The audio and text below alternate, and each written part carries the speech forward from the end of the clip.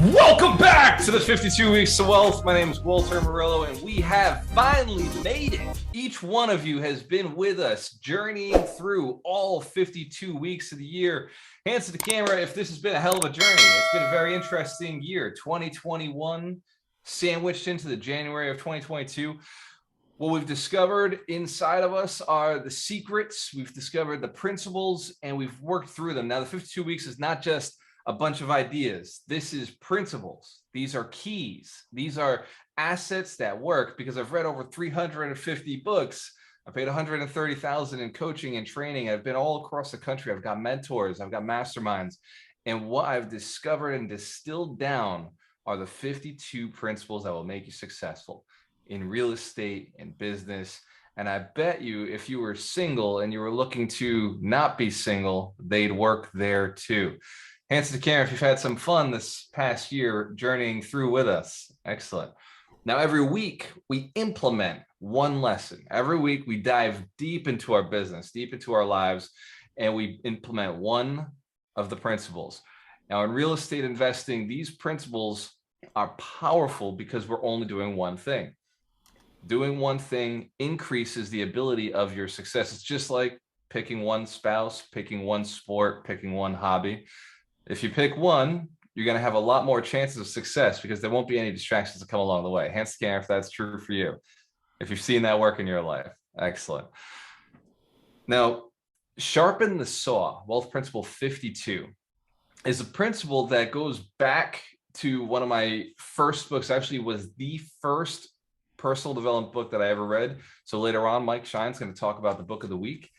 And in it, it was Principle 7 of the book, but it became Principle 52 for us because too many of these books and too many of these trainers say there's 7 principles, there's 13 principles, the 12 principles, the 2 principles, the 3 steps. Yes, if you've heard that before from a guru or a speaker, these are the only 3 things you need.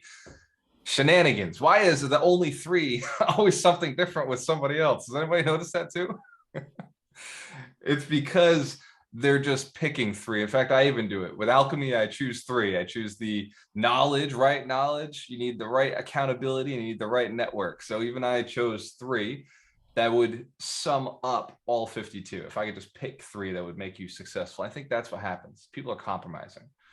Well, today I don't want to compromise. I'd like to move forward with all 52 in an easy to use manner so we can move forward powerfully. So what I'm going to do is offer the opportunity to you to drop in the chat what is your favorite wealth principle, or what wealth principle has the most profoundly impacted your life. And in order to phrase that differently, I may say, what is the wealth principle that you remember? What is the one you remember most? Drop that in the chat. If you don't know the number, it's okay. The numbers aren't as important as the principle itself. So drop in the chat if you've been with us for the past year. What is the wealth principle that sticks out in your mind when I say, what's your favorite wealth principle? Fill the chat now. And if you have never seen the wealth principles, I'm going to drop that in the chat as well. You can go to waltermurillo.com, and on the site, you go to the tools and 52 weeks to wealth. And on that, it gives you the access to it. So some of these are, awesome job, by the way. Awesome job. So some of these are, good morning. Is this pre-recorded? Yes, Tracy. This training is recorded every single week. No, not pre-recorded. This is being recorded. Sorry, let me answer that properly. All roads lead to Rome. I got to figure out which principle that is, Doug, but I love it. That wasn't the principle. That was that all principles. All the principles lead to, so like pick one and master it as you learn the others. So it wasn't, it was to edify what you're actually saying is that they're all awesome. Let's give Doug McGurk a round of applause. You don't get points for picking all of them, Doug. Come on. Although I wasn't picking all of them. I was saying that whatever one anyone picks is awesome. Well, in that case, Doug, you're absolutely 100% right. There is no wrong answer. There are only 52 right answers. Hands to camera if that makes sense. In fact, there's not 52 right answers. There's 65 right answers because there's 65 of you on the call. So I love it. Seek to understand, then to be understood. Jamie, good choice. Double down on your marketing. Darina, you know that's what we do. Be impeccable with your word. Roger, hell yeah. Put those offers in. Put those offers in and be impeccable. Stick to it. Awesome. Erica, welcome. First time here. Congratulations. But I do not see myself on camera or have control. That is because you're not in the mentorship. So our mentorship students, we bring into the main room. For anybody who is not in the mentorship, we leave you out in the panelist area until later. So at around 10:30, we'll bring you guys in when it's Q&A time. So thank you for your patience and thank you for your excitement to get on camera. That's awesome. Business must solve a problem. Very good, Corinne. I like that one as well. And then Desiree just threw all the numbers out. Excellent. You will fail. Do not give up on the process. Put all your eggs in one basket and guard that basket, Mike. One of my favorites. Absolutely. Excellent. Excellent. Systemize your business so it works without you. Invest in assets that increase time, energy, or income streams. Simplify your life and business. And Melanie, you've been doing a great job at that all year. Excellent. Hands to the camera if you recognize these wealth principles are powerful. If one has had an impact on your life this year. Now, who has been here for all 52 this year? Either watched it on Facebook or been in the Zoom room with us? Awesome. Give yourselves a round of applause. Now, sharpen the saw. What does it mean? Sharpen the saw is to go back and look at a tool that is already working. I was on a call yesterday with Brian Huffman, who just joined the mentorship. So let's give him a round of applause. Did a little one-on-one session with him. Brian's somebody I met, I think back in like 2018 or 2019. He and I were at an event called Train the Trainer. In fact, I have something they gave us at the event was this little card that says teach and you feed for a lifetime. This was something we got while we were learning how to speak. And Brian's got his right there. Awesome. And on the back side of it, we have an embarrassing picture of us on stage doing something very embarrassing. There I am singing LMFAO's Sexy and I Know It. So there's this kind of bond between, me and Brian. We did something crazy. We were in a room full of 200 people. We were on stage and he was asking me, he's like, what's this mentorship about? Like, how do I get in? Like, what do you really do? Because I don't know what you do to serve people. And I was like, shit, that's embarrassing that I have not made that clear to you, right? It's my fault because of the messaging. Hands to camera if you know you control your messaging. Like if people don't understand what you're doing, if they don't know you buy real estate, that's your fault. Hands to camera if you got it. All right, excellent. So I explained like how the mentorship works, double your income, increase your net worth, double your net worth, how we go through each step, the 52 weeks, what the jumpstart calls are like. And he was like, okay, like I want to get into real estate, but I also want to buy businesses and I also want to quit my job. And I also want to, maybe sell my house so I can get the capital to go and do some other business. Has anybody had these thoughts before? Anybody ever run through your mind? Awesome. Excellent. Sharpen the saw is about going back to what has worked in the past and just improving that tool. And I told him that's the entrepreneurial seizure, right? He talks about it in the E-Myth. Michael Gerber talks about it in the E-Myth, says, entrepreneurs want to do this because they think they can do it better. And then they want to do this because they think they can do it better. And then they want to do this because they see the business. It's like we were talking about earlier, owning a bar. Like, hey, I could own a bar. I could do this. I see somebody else doing it. And you want to do it for a little while. And then it gets a little hard. And then you're like, fuck, this is annoying. I don't want to do this anymore. Hands to camera if you've been through that too. Anybody experience that? Am I the only entrepreneur who's done that? All right. So I told him, I said, Brian, you're going to buy multifamily real estate because 7 steps names on deeds are pick a strategy and pick a location, and then you can start a business. Right? You got to pick a strategy, location, and then it's get deals. So evaluate properties. We were just talking with Andrew, Amy, evaluate the properties. Then you submit offers. Your names on deeds. We talk about all the time, the 7 steps. Names on deeds, submit offers, put in offers. And only once an offer is accepted do we raise capital, get the funds, put the deal together now, right? Like once you've locked it down, you've got a deal, let's put the funds together, let's do this. And on the back end, because everybody tells me about tenants and toilets, my mom, when I was getting started in real estate, she'd be like, tenants, you're going to get sued. There's going to be a lot of work. Things are going to go wrong. And I started buying multifamilies in 2012. So in the 10 years that I've owned real estate, only been sued 2 times. I've never lost. So it doesn't really happen. I mean, it happens, for sure, but it doesn't happen that often to be a reason not to get in real estate. Hands to camera if you agree. right? So we're having this conversation with Brian. I'm like, I should have said it yesterday, Brian. I should have said it when we were on the phone. I should have been like, sharpen the saw, bro. It would have rolled right into this perfectly. But you got to go back to something that's made money before. Like in real estate, if you got one house that's made money, like Brian does own a house to really appreciate, has made a lot of money in it. Sharpen the saw, bro. Do it again. Just do it in a market that cash flows. And that was the big thing he and I spoke about yesterday, was pick the right market, get into it. So we're going to run through some of my favorite wealth principles. What I'm going to suggest is that you go to the website, go to the 52 wealth principles, take a look at them, and just scan until you find one that really sticks out to you. And I'm going to review them very quickly, so you're going to hear me go through it. The first is think a million. The second is choose a business that can make $1 million. The third is understand the 4 types of money. Those are income, profit, flow, and equity. The fourth is put all your eggs in one basket, Mike Shine's favorite principle. The fifth is build a business. Build a business. If you're investing in real estate, treat it like a business. If you have a business, treat it like a business. Build a business. You need the tax benefits. 6 is your business must solve a problem. Seems obvious, but many entrepreneurs forget the fact. They get into a business because it makes money. They're not thinking about solving the problem.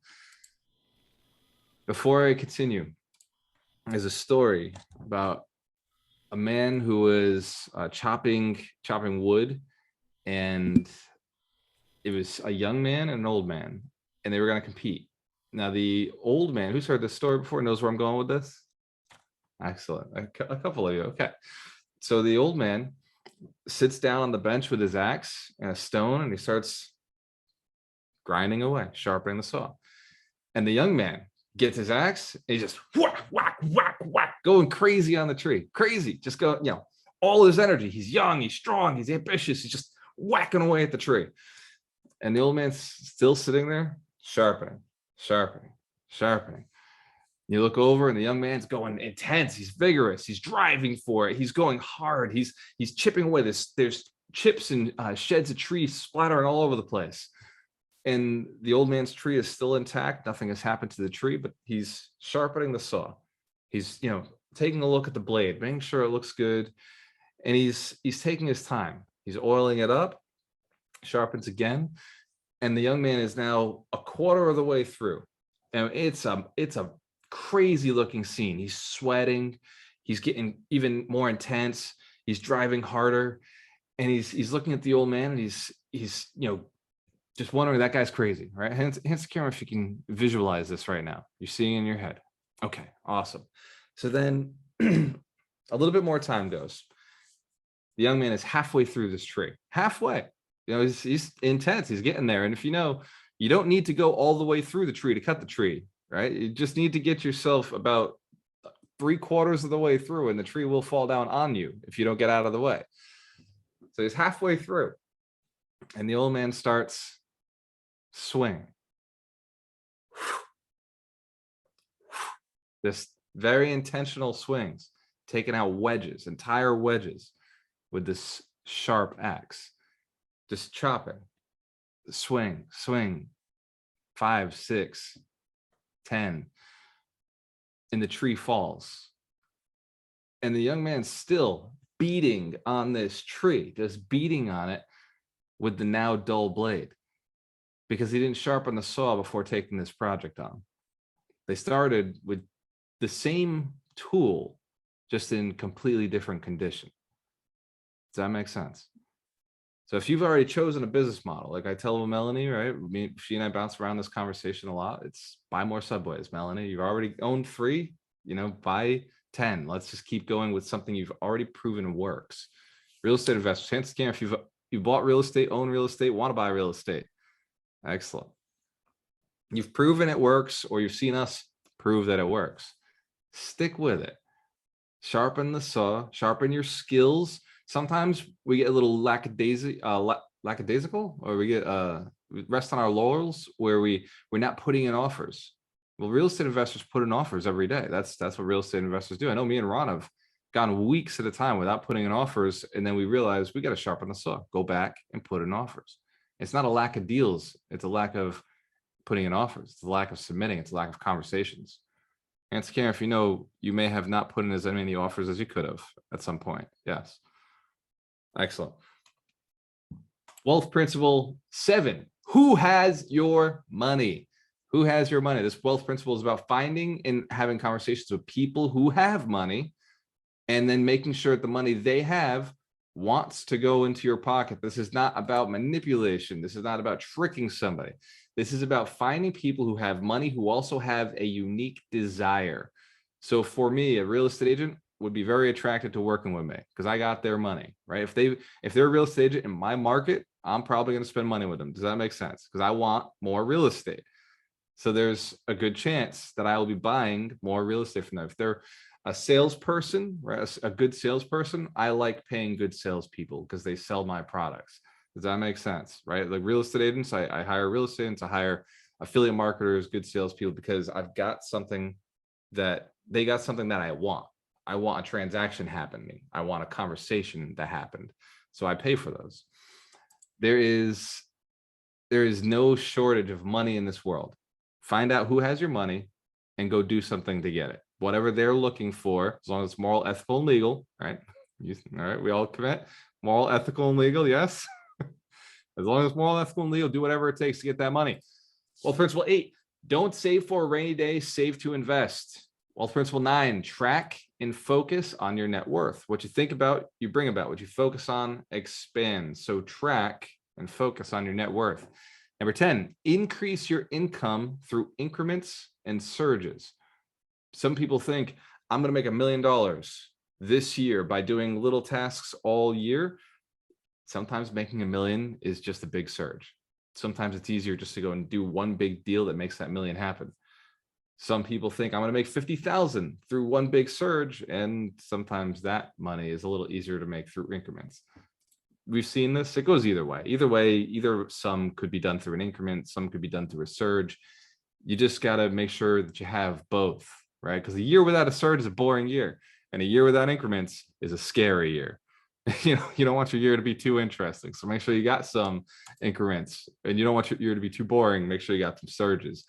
Double down on your marketing. Doreena's favorite wealth principle. Hell yeah, we get it, girl. Alleviate a frustration. It's one of my favorite. Like wealth principle 12, one of my favorite. Alleviate a frustration experienced by a large group of people who are willing to pay enough to make it worth your effort. It's a long one because the concept must be understood. Don't get into a business that doesn't have problems. Right? If there's no problems, that's called a hobby. That's fun. That's right.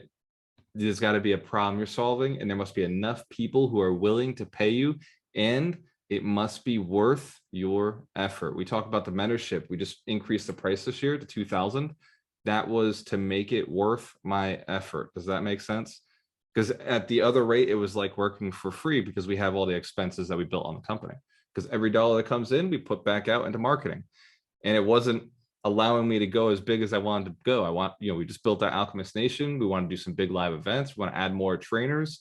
I would like to be able to pay some cool people to be at the event, some celebrities in our real estate niche. So there's some expenses that we're requiring that require income. So it's like, okay, it's got to be worth the effort we're putting in. Hence, if you know you can do this in your business, every one of these principles, excellent. Be thinking about your key strategy. If it's real estate investing in multifamilies, be thinking about that. Keep your business in mind as you're going through these wealth principles. We're going to keep rushing through these. Wealth principle 13, build a contagious culture in your business and marketing. A contagious culture in your business and marketing. This way, it gets caught. The virus of your marketing and business gets caught and spreads without you doing anything. Hence, if you know that's how you want your business to spread. You want it to just be contagious. Other people are talking about it for you. Focus on the 80-20 principle in your sales and marketing. Notice the 52 principles involve a lot of sales and marketing because that's where the money is. In the hands of other people. Sales and marketing are conversations. Sales and marketing are just conversations with other people. All the money you want is in the hands of other people. And I told you this would work for finding the right spouse. Well, if you're lonely, all the spouses that you want, all the potential partners you can have, are with other people or they're in other spaces. So you've got to get out and market. You got to go out and sell. You got to convince them that you're worth their time. Wealth principle 15, speaking of spouses, the law of reciprocity. The book of the week there was Go Giver. Reciprocity means giving. You give, somebody gives back. You got to do it in your business. You got to make sure that if your tenants are paying you rent, you're giving them a house. We're getting this, right? Law of reciprocity. If they take care of you, you take care of them. If you take care of them, they take care of you. We're a team in this. Develop fixity of your purpose. You must know where you're going. Without that burning desire, without a fixity of purpose, it's tough to find the destination. It's tough to get there because anything would do. So commit. And by the way, it's still January. We're talking about goals a lot. We're talking about setting intentions, vivid visions. Develop your fixity of purpose. Offer high ticket items or deal in high volume sales or both. We're talking like me and Drew Martin, we do a lot of wholesaling and flips together. And then we got the rental properties, which are very high volume. It's just a lot of rents, a lot of tenants coming in, or the high ticket would be a nice flip. Does that make sense? We get how you could do this in real estate. Yes. Excellent. Only deliver the highest quality product or services and from there constantly improve. This is something we require from our property managers, from our contractors, from our agents, from everybody we work with. Work with the highest quality product. And then from there, constantly improve. Be a world-class expert in your business. Apply the 10X rule to your planning. So when you're planning, think 10 times more than you have to. Has anybody ever been guilty of thinking too small, setting a goal too small? You got there and you're like, shit, I should have aimed higher. All of us, I hope we've gotten to where we are today because that's how much we aimed at for ourselves. That's how much we believed for ourselves was possible. Excellent. So aim 10X, 10 times bigger than you think is possible. And then aim after that. You're going to find your planning is so much smarter, just so much better, so much sharper. When we started aiming at $1 billion, it made multi-millions very easy to make. When we aimed at that billion, it was like, wow, like 10 million is just obvious. The path is simple because it dials down to just conversations. Create the definiteness of your vision, how you see your purpose getting dictated, what it looks like, so you can communicate it to others. Sans camera, if you know that's important because others are doing all the work. Who, not how. Seek out strategic partners and affiliates. Once you have your vision, seek out strategic partners and affiliates. Understand the power of partnerships. Partnerships. In that week, we talk about the visionary and we talk about the integrator. Somebody has to see, somebody has to do. This is a requirement for businesses to gain rocket fuel, which was the book of the week that week. Both principle 24. You will fail. Don't give up on the process. Which is probably bad NLP. We'll probably have to change that one to something more directive, but it's attractive. Don't give up on the process is another way of saying sharpen the saw. Go back, sharpen the saw. What is it? Stay with the process. Stay with the process. Have faith in the process. So we're going to adjust that language a little bit. 25, the power of outsourcing. Book of the week, The Whole New Mind, which has been Doreena's book this week. Let's give Doreen a round of applause. She's going hard in that book. She was taking notes last night. I was doing names on deeds. I was writing the manual. Who knows that I've been talking about that for weeks now, months. So the manual is done. I uploaded it to Amazon last night. So hopefully in the next couple of days or weeks, they'll approve the book. And I walked out into the living room and I looked over at Dorina and she was sitting on my spot on the couch. I got my own spot. I recline back and I sit there and I like do a little hookah or whatever I'm smoking and I read or I listen. Well, Dorina was reading Whole New Mind and she had her notebook. She was taking notes, but usually where my hookah is sitting, she had a candle. It was just so cute, so precious. But here's what threw it over the top. You know the way sometimes it gets dry air in the house? Dorina has a little humidifier right in front of her, like blowing steam at her while she's in her little Zen room. So it's just cute. It kind of kept me, it was like 2 o'clock in the morning. I noticed this. I came back in the office. I felt a lot better. So it kept me going until about 4 o'clock this morning. Sometimes, Sanscam, if you know, sometimes the people in your life are just so interesting, so exciting. Yes. Whole New Mind, great book. And I love that she and I get to speak about some of the things that she's reading and getting involved with. The power of outsourcing. She does all the work for me. Ron does all the work for me. Terry, Doug, at Master of Influence, you're going to see these guys do all the work, all the heavy lifting. In fact, Doug is really, really doing a lot at Master of Influence. Who knows? They've already booked their hotels, booked the flights. Excellent. Awesome. Master of Influence is all about learning how to influence yourself and how to implement these 52 wealth principles into your life subconsciously, getting them into your subconscious mind so you operate like this. By the way, these principles have been my affirmations for years. Who's heard of positive affirmations? Things you write down and say to yourself every day? These are mine. Just so you know the level of importance to these. This is what I had to say to myself over and over and over until I believed it, until I internalized it, until they became a part of how I operate, think, and do business. For the people who understand the power of that, this is your life hack right here. For the people who don't understand, you just missed it. That's the secret to the mindset that I operate with, is these 52 principles. I say them every single day. They're in my head constantly. I don't memorize the numbers, but I memorize the principle. Study this next one. Study the people and businesses that are performing the way you want your business to perform. Wealth Principle 27, steadfastness of your faith. Yeah, it's going to get tough. You've got to stick to it. See it before it exists. Wealth Principle 28, learn to love dealing with large amounts of money and the people who have it. Man, I love people, but I love people who have money even more. Just so much more fun we have together. So much more fun we have talking about ideas, what we could do. When you talk to somebody who doesn't have money, you can probably imagine one of these conversations you've had before is, I don't have money for that. It's how this is a conversation. I can't afford it.